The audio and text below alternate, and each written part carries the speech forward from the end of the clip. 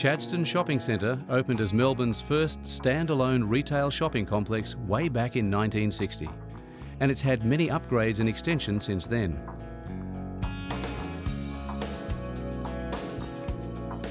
The latest development is a $100 million project that aims to re-establish Chadstone as Australia's largest shopping centre.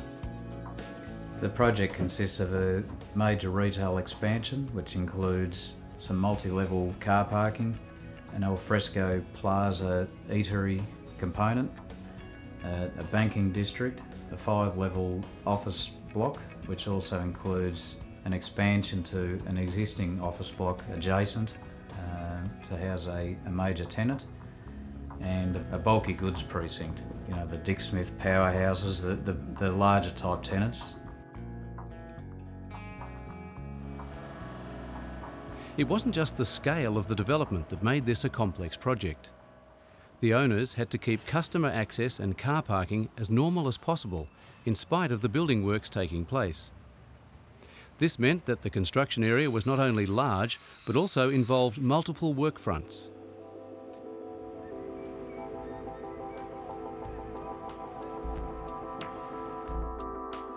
Now, as construction nears completion, it's worth taking a look back at some of the key factors and stages in planning, management and construction that are bringing this major low-rise commercial project to a successful conclusion.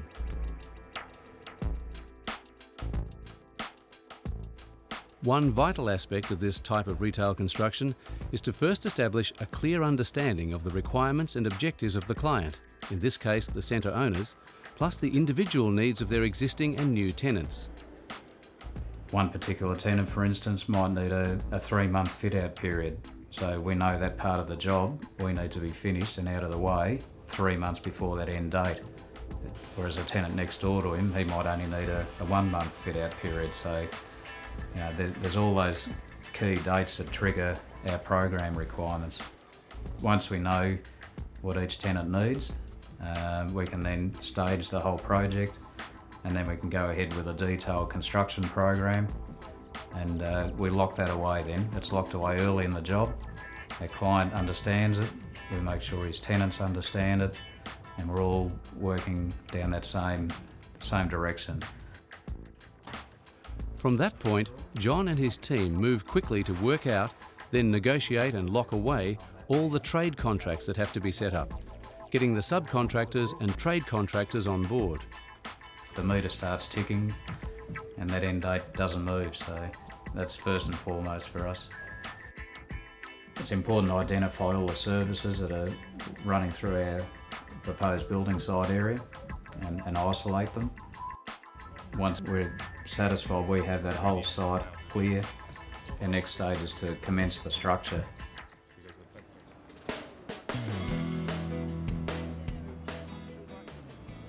As you'd expect, the structure trades are the main focus at the beginning of a job. You've got to get them on board early. The pressure's on right from the start to get things up and out of the ground and get the in-ground services through so the other trades can move through as fast as possible. In this case here, it's our concrete structure, which involves 3 trades actually. We have a form worker, a concreter, who basically is just supply and place concrete and reinforcement, and we have a post-tensioning contractor. They're our key trades here, and they will see us through. By the time they leave the job, they'll leave us with a complete concrete structure. The bulk of the project, around 40% of the contract length, was constructing a number of 2-level structures made up of basement car parking, ground-level retail area and more parking on top. Our role here is to provide all the formwork support system for the Rio and concrete. Currently we're running here with about 90 construction workers on this part of the project. As you can see, these formwork decks, these are ready for Rio, and we're concreting one behind me. Basically it's a beam slab formwork. The beams sit over the columns and we've got stressing in the beams and the slabs. post-tensioning, which allows for early stripping of the formwork. That's basically what it is, just beam and slab formwork. In this area here, we've probably got closer to 50,000 square metres, including the little bit of tower we're doing. And we've put 14,000 square metres on the David Jones car park on the other side of the structure.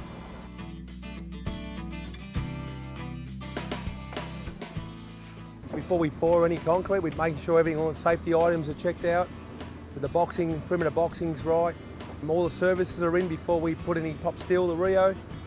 And then make sure our pump is in accordance to the specs and we start pouring concrete. So we usually have 2 or 3 pours at once. That's why we have between 40 to 50 guys on site.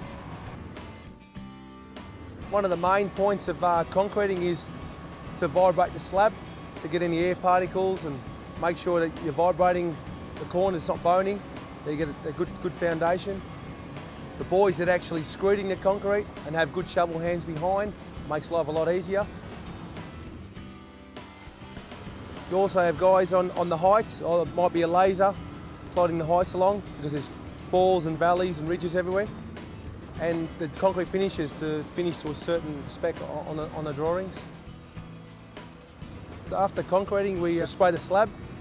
The next day, we got to flick all the lines for saw cutting, get the saw cutter in, and then we got to strip and make the area safe and clean so other trades can come in after and we can go again. The hardest thing about commercial, you don't just worry about yourself. You've got to make sure the services are in, electrical and plumbing, and then you've also got other trades after you pour the concrete. You've got carpenters, people that are hanging plaster and erecting steel. You've got a lot of people to worry about, not just concrete.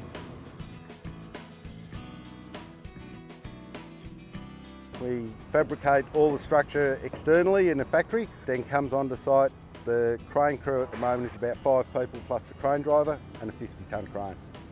Yesterday we were erecting structural steel to the bulky goods in the banking precinct, erect all the rafters and columns, install all the purlins and girts, and that'll allow the roofing contractor to come along and finish his roof off. Another key element to the job, we want to get it weather tight. There'll be some precast panels. There's a glazier involved. Again, they're big contracts, particularly on this job. We want to get the guys locked away and committed to the project. There's a lot of off-site fabrication and materials procurement. So we need to be on board early with these type of trades.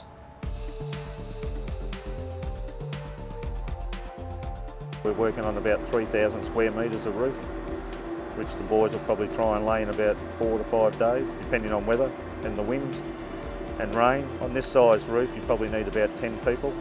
The first process is laying the wire safety mesh over the whole area that you're going to roof, then putting the guardrail around any live edges so that no one can fall, and then putting the box gutters in. Then we can actually get up there to actually lay the roof. On this project, we would spend about 9 to 10 months.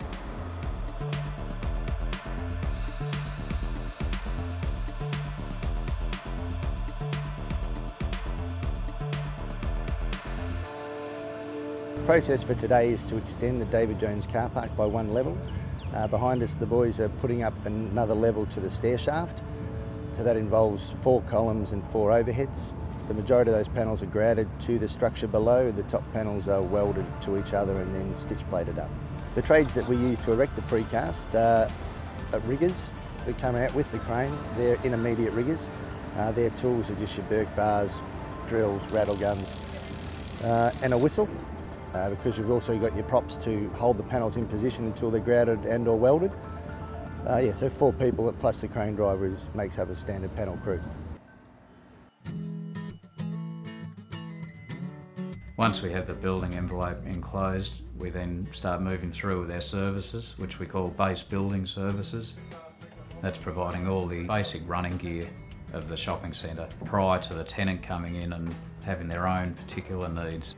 And probably the main player in that is our mechanical services contractor. Why I say that more than we do have electrical services, we've got fire and hydraulics, but the mechanical contractor, a lot of his equipment is large. He's got mechanical units, he's got duct work. There's a lot of components that are made to fit the particular project, and the other trades need to coordinate with him. This is the construction of a car park. We're putting through the fresh air plenum. It's run off 2 fans that pumps fresh air through the car park. It's constructed from galvanised steel sides and sandwich board underneath. We've already hung all the sides and now we're going through putting the sandwich board in. We're mechanical plumbers. We have sanitary plumbers, fire sprinklers. There's electricians that are running all their stuff under the ceiling. It's pretty imperative that you all work together and not bump into each other, and yeah, it gets pretty busy down here. This is just optic fibre cable. We're just running on the trays here. Just run it in some PVC flexible conduit just to give it some protection, just where it's floating in mid-air. That'll run all the way around the room off to a couple of termination cabinets. And then it'll be spliced and terminated over there for Optus. As the project nears completion, the pace of building activity really picks up. It's not exactly chaos, but sometimes it seems close to that. The site now has to be opened up to outsiders. Retail tenants and contractors and trades have got to be allowed on site and managed properly, so they can add the finishing touches to their shops. The hardest thing, I suppose, for us at this stage of the project is dealing with outside people that aren't contracted to us or don't have any financial ties to us, trying to control them.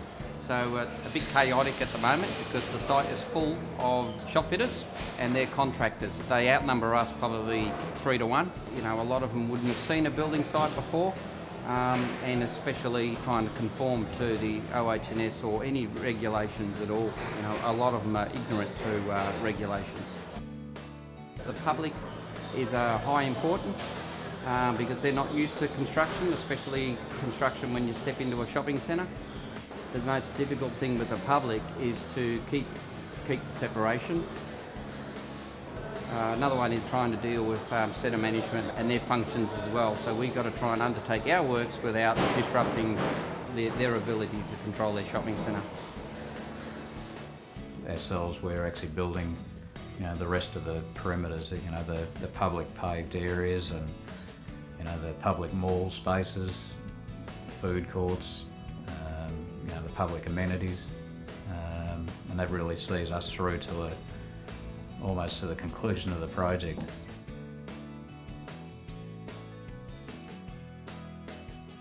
The new Chadstone Shopping Centre project has reached its final stages after 18 months of construction. It's been an intensive period of work, requiring careful planning and coordination of a huge range of trades and other construction personnel. In the final analysis, like every large project, it's also unique, presenting its own set of challenges to surmount before the architect's vision becomes a reality.